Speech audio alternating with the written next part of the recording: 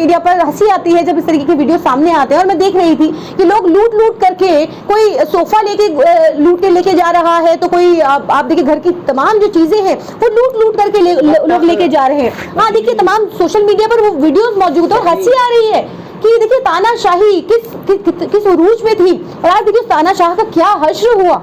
देखिए आप देखिए, आप सबके सामने है कि किस तरीके से तानाशाह को लगता है कि वो खत्म नहीं होगा, लेकिन देखिए ना तानाशाही किस तरीके से खत्म होती है, नेस्तनाबूद हो जाती है। तो जाहिर है जब जुल्म हद से बढ़ जाता है तो जाहिर है उसका हश्र यही होता है जो अभी बांग्लादेश के अंदर हुआ। और अपने ही देश का हिस्सा है, क्यों हम मणिपुर पर बात नहीं करती? बांग्लादेश पहुंच जाती, कभी इजराइल पहुंच जाते हमारे कुछ अंधभक्त जो बार बार उनको दूसरे देश के मुद्दे नजर आते हैं, दूसरा देश नजर आता है, लेकिन अपने देश का मणिपुर नजर नहीं आता। आज भी ऐसा लगता है कि मणिपुर हमारे देश का हिस्सा नहीं है, अफसोस होता है। और हम कहते हैं मणिपुर की आवाज उठाइए, मणिपुर जाइए ना एक बार। आप बांग्लादेश की बात कर रही हैं, बांग्लादेश का आप ब भी बोलने से पहले आप पहले म बोलना सीखिए। लेकिन जो सवाल उठाते हैं कि क्या राम राज्य क्यों चाहिए, उसका जवाब मिल गया है। देखिए राम राज्य, आप देखिए ये एजेंडा बीजेपी देती है, ये एजेंडा लगातार बीजेपी देती रही है। इस तरीके के एजेंडे की राजनीति और अपने वोट बैंक को साधने की राजनीति लगातार जिस तरीके से भाजपा करती रही है वो हमने देखा है। नफरती बयानबाजी करना, नफरत परोसना, ये सिर्फ बीजेपी का काम है। और इस तरीके की ही एजेंडे सेट करना ये बीजेपी लगातार करती रही पिछले 10 सालों के अंदर भी।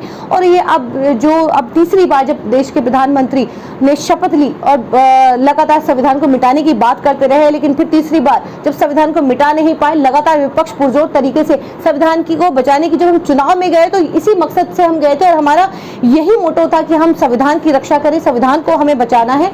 जो संविधान को मिटाने की बात करते थे, विपक्ष को भारत देखना चाहते थे, आज उनको जवाब मिला। तीसरी बार प्रधानमंत्री जरूर बने, लेकिन आज विपक्ष भी मजबूती से आज उनकी आंखों में आंखें डालकर सवाल कर रहा है। बांग्लादेश से भारत को कोई सीख लेने की जरूरत है? बिल्कुल लेनी चाहिए। देखिए तानाशाही जो देश के अंदर चल रही है, लगातार आप जैसे पत्रकारों पर शिकंजा कसा जा रहा है, लगातार ब्रॉडकास्ट बिल ला करके इस तरीके से जो पत्रकारों की जो फ्रीडम्स है उसको खत्म करने की कोशिश हो रही है। तो जाहिर है ये तानाशाही। छात्र आंदोलन कर रहे थे, यहाँ भी छात्र अपनी मांग को लेकर सफल है। देखिए छात्र भी आंदोलन कर रहे थे, जिस तरीके से वहाँ पे तुगलकी फरमान लगातार जारी हो रहे थे। यहाँ पर CNRC हमने देखा, किसानों का प्रोटेस्ट हमने देखा, लगातार हमने देखा कि जेलों के अंदर ठूसने से लेकर के यहाँ पर लगातार सड़कों पर जिस तरीके से अपनी मांगों को लेकर आंदोलित रहते हैं। और जिस तरीके से वहाँ पर हो रहा था वही सेम अगर आप देखेंगे सेम पैटर्न यहाँ पर हिंदुस्तान के अंदर भी हो रहा है। ऐसा लग रहा है कि कुछ भी अलग नहीं है।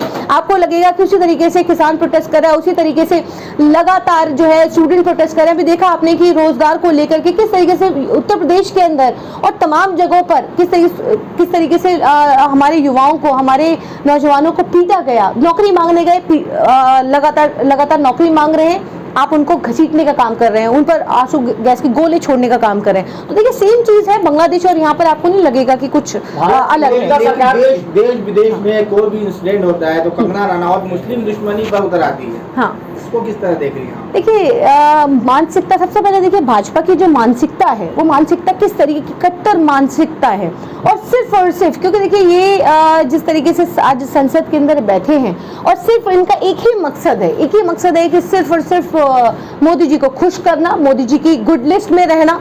और आज आप देखिए कि जिस तरीके से मैं तो लगातार सोशल मीडिया पर जिस तरीके से देखती रहती हूँ कि वो सिर्फ और सिर्फ उनकी राजनीति सिर्फ और सिर्फ राहुल गांधी जी और सिर्फ मुसलमानों के इर्द गिर्द घूमती है। अभी देखा आपने हाल फिलहाल में जब कावड़ियों का जो अभी तुगलकी फरमान आया था तो किस तरीके से कंगना हलाल और तमाम चीजों पर उतर आई थी। तो सिर्फ क्या देश के अंदर सिर्फ दो चीजों पर राजनीति होगी, एक राहुल गांधी और दूसरा अल्पसंख्यक समुदाय? जाहिर है नहीं। देश के तमाम मुद्दे सरकार को निशाना साधते हुए आप नेता संजय सिंह ने कहा है कि जब तानाशाह बढ़ जाता है तो वही हाल होता है जो बांग्लादेश का हो। हाँ बिल्कुल, मैं भी वही बात कह रही हूँ कि जिस तरीके से जब तानाशाही बढ़ जाती है, लगातार हम देख रहे हैं कि देश के अंदर तानाशाही ही चल रही है। आज देश के अंदर आप देखिए कि कोई भी वर्ग हो, मैं तो कहती हूँ, चाहे वो महिलाओं की बात करें, हम किसानों की बात करें, युवाओं की बात करें, अति पिछड़ों की बात करें, दलितों की बात करें, आप मुझे बता दीजिए कौन सा वर्ग है जो खुश है? आप बताइए कि कोई ऐसी स्कीम, कोई ऐसी योजना, कोई ऐसी चीज जो हम कहें कि जमीन पर वो मजबूती से आपकी वो योजना काम कर रही है लोगों पर। आपने जितनी भी आप नोटबंदी, जीएसटी, हम तमाम जो इन चीजों की बात करें, 50 दिन की बात की थी मोदी जी ने कि 50 दिन दीजिए, 30 सितंबर को आप मुझे जहां बुलाएंगे मैं वहां आ जाऊंगा। काला धन लाने की बात कही थी, 2022 तक सबको अपना पक्का घर देने की बात की थी, नल जल और तमाम एलईडी बल्ब देने की बात हुई थी। और बुलेट ट्रेन का तो जिक्र ही नहीं होता कि जब बुलेट ट्रेन आ रही थी देश के अंदर और तमाम जो ये 15-15 लाख रुपए देने की बात हुई थी, आप बताइए कहां है वो 15 लाख रुपए? तो क्यों देश अच्छे दिन, आप किसके अच्छे दिन आए हैं? अडानी अंबानी के अच्छे दिन आए हैं और किसके अच्छे दिन आए? आज देखिए कि आज सिलेंडर की हम बात करें तो सिलेंडर का क्या हाल, क्या आप देखिए कि 1100-1200 रुपए का सिलेंडर आज हम खरीदने पर मजबूर हैं। वहीं पर राजस्थान के अंदर जब हमारी कांग्रेस की सरकार थी तो हम 450 रुपए का सिलेंडर हम दे रहे थे। लेकिन बीजेपी नेता इसी बीच बोल दिए हैं कि करोड़ों हिंदू बांग्लादेश से भारत आ रहे हैं। तो देखिए, अगर वो आपको लगता है कि घुसपैठी है तो आप उनको निकालिए ना बाहर। ये सिर्फ बयानबाजी देने से काम नहीं चलेगा कि आप सिर्फ बयानबाजी देकर के कि रोहिंग्याज भारत के अंदर आ रहे हैं, घुसपैठी हैं। आप घुसपैठी हैं तो आपको नहीं मालूम है क्या उनका पता? क्या शरणार्थी कार्ड उनके पास नहीं है? किसने इजाजत दी उनको भारत में रहने की? जाहिर है आपने ही दी इजाजत, तो फिर वो घुसपैठी कैसे हुए? मैम, श्रीलंका का हाल देखा, अभी जो बांग्लादेश का हाल देख रही है, तो क्या लगता है आने वाले दिनों में भारत का के भी ऐसा हाल हो सकता है? ऐसा संभव है? देखिए, बिल्कुल संभव है क्योंकि लगातार जिस तरीके से युवा प्रोटेस्ट कर रहे हैं, लगातार आपने देखा कि अग्निवीरों का जो हम हाल देख रहे हैं कि अग्निवीर किस तरीके से खुदकुशी करने पर मजबूर हैं। हमने देखा कि अभी बीते दिनों में देख रही थी, कई अखबारों की सुर्खियां थी कि अग्निवीरों ने कई बैंक लूट लिए, कहीं पर अग्निवीरों ने आत्महत्या कर ली, कहीं पर अवैध हथियार सप्लाई कर दिए। तो ये अग्निवीर आप बनाकर देखिए 4 साल के अंदर आप कहां उनको ला करके छोड़ रहे हैं? आप सोचिए, महिला सुरक्षा की हम बात करें तो महिला सम्मान तो हम देख चुके हैं कि इस देश के अंदर महिला सम्मान कितना है।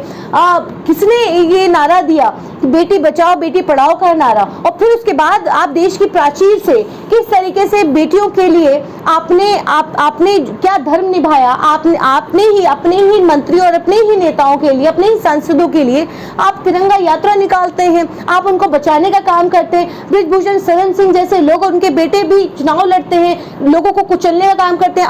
अजय मिश्रा टेनी, वो उनके बेटे खुद किसानों को कुचल देते हैं, लेकिन लगातार उनकी पदोन्नति हो रही है। अनुराग ठाकुर, कपिल मिश्रा जैसे लोग, रमेश बिधूड़ी जैसे लोग जो संसद के अंदर गाली गलौज करते हैं, क्या कोई सदस्यता रद्द होती है? नहीं होती है। राहुल गांधी जी एक पिक्चर ले आते हैं अडानी और अंबानी की, उस पर उनकी सदस्यता रद्द हो जाती है। शेख हसीना के बारे में क्या कहेंगी आप? बांग्लादेश छोड़कर फरार है, जाहिर है अब भारत में है, असाइलम मांग रही है।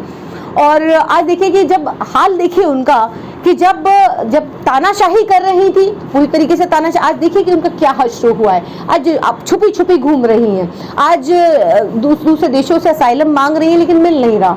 आज भारत के अंदर है, उनके घर में लेकिन आप बांग्लादेश से भारत की तुलना कर रहे हैं, बहुत सारे लोग आपको जो है देशद्रोही बताना शुरू करते हैं। देखिए वही देशद्रोही शेख हसीना भी बताती थी। आज वो देखिए कि किस तरीके से वो स्टूडेंट्स को वो बताती थी, वो पत्रकारों को गद्दार बताती थी और लगातार स्टूडेंट प्रोटेस्ट कर रहे थे, मैं भी गद्दार तुम भी गद्दार, इस तरीके से करके स्लोगन चल रहे थे।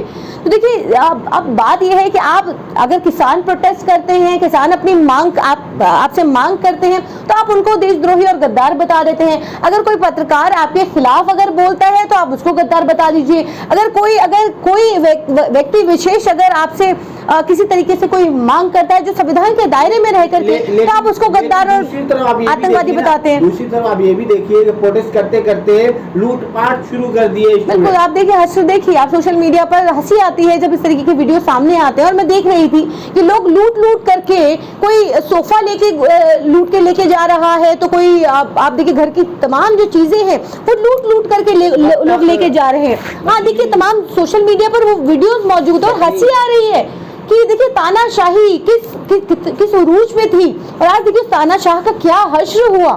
देखिए आप देखिए, आप सबके सामने है कि किस तरीके से तानाशाह को लगता है कि वो खत्म नहीं होगा, लेकिन देखिए ना तानाशाही किस तरीके से खत्म होती है, नेस्तनाबूद हो जाती है। तो जाहिर है जब जुल्म हद से बढ़ जाता है तो जाहिर है उसका हश्र यही होता है जो अभी बांग्लादेश के अंदर हुआ। इसी के ऊपर कंगना रनौत जी ने कहा है कि जितना सुरक्षित भारत के मुसलमान भारत में है उतने वो मुस्लिम देशों में नहीं है। देखिए ये मुसलमानों का देश है, कंगना रनौत को ये बताने की जरूरत नहीं है कि मुसलमान कहाँ सुरक्षित है कहाँ नहीं है।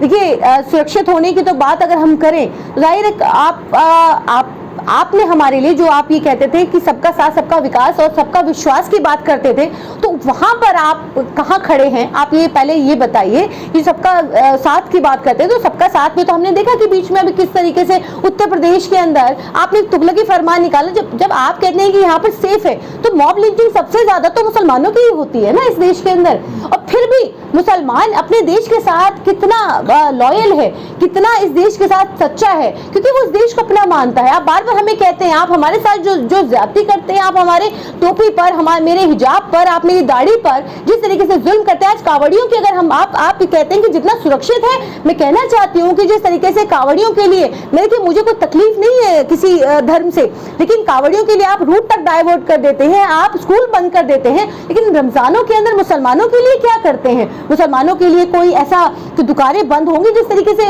उत्तर प्रदेश के अंदर तमाम जगहों पर दुकानें बंद करने का आदेश है, क्या आप मुसलमानों के लिए करेंगे? नहीं करते। जाहिर है मॉब लिंचिंग किसके साथ होती है? सबसे ज्यादा मुसलमानों के साथ होती है। सबसे ज्यादा अगर मेरी टोपी दाढ़ी के नाम पर या अगर मैं मुसलमान हूं तो सबसे ज्यादा जो ज्यादती जुल्म होता है वो मेरे साथ होता है। तो अब आप ये कहेंगे कि मुसलमान सुरक्षित है, तो कितना सुरक्षित है? अगर आप एनसीआरबी के आप डेटा निकाल देंगे तो आपको मालूम चल जाएगा कि मॉब लिंचिंग बीते 10 सालों के अंदर सबसे ज्यादा मुसलमानों के साथ हुई है। आज नासिर जुनैद जिस तरीके से मानेसर के अंदर नासिर जुनैद की जो हत्या हुई, उस पर क्या कहेंगे? जितनी हत्याएं, जितनी मॉब लिंचिंग मुसलमानों के साथ होती है, उसके बाद भी मुसलमान आज अपने वतन के साथ खड़ा है। लेकिन ऐसे लोग जो नफरत परोसने का काम करते हैं, वो मुसलमानों पर ज्ञान दे, मुझे नहीं अच्छा लगता कि ऐसे लोगों को मुसलमानों पर या देश के ऊपर भी कोई ज्ञान देना चाहिए।